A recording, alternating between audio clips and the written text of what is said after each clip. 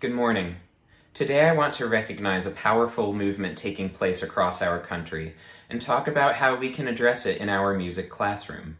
This video is for you, our Edgemont students, as well as your parents and any other family members who are involved in your education.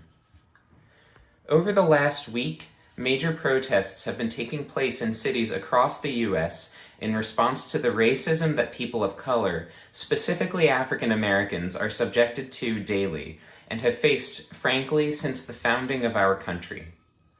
There are protests led by people who have been pushed too far again and again. As a white male from a Jewish middle-class family, I can't possibly feel the full extent of what they and some of you feel, but know that I support them and I support you. And I join in the movement to reduce racism and prejudice in this country. If you're feeling angry, upset, or fearful, I support you.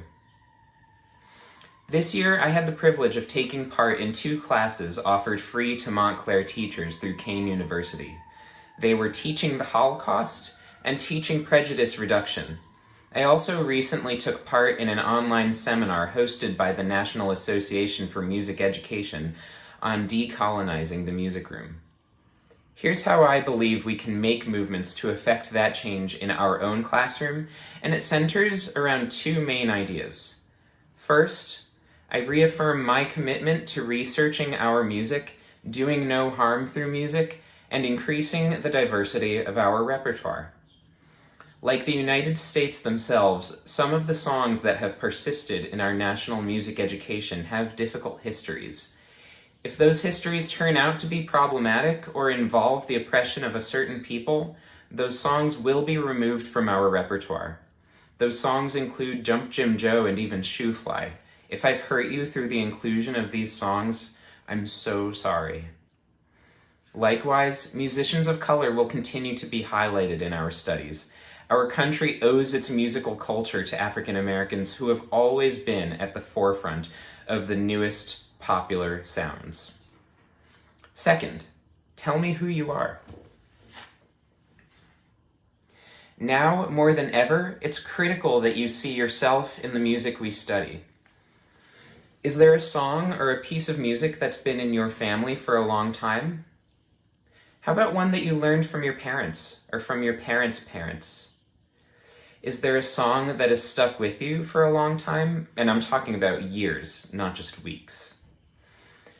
Is there music that your family carried with you when you immigrated here from another country? Or how about a hymn or a melody from your religious background? Over the coming years, we'll be sharing that music as we are willing and able to. We'll find ways to study your music in ways that respect its cultural context and musical characteristics, and we'll learn more about each other in the process. While I won't ask that you sing each person's music, I will ask that you listen and keep an open ear. Obviously, being so close to the end of the school year, most of us won't have time to share our music yet.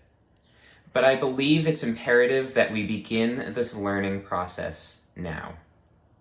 We are in this together, and through educating each other about what makes each of us unique, we will make this world a better place.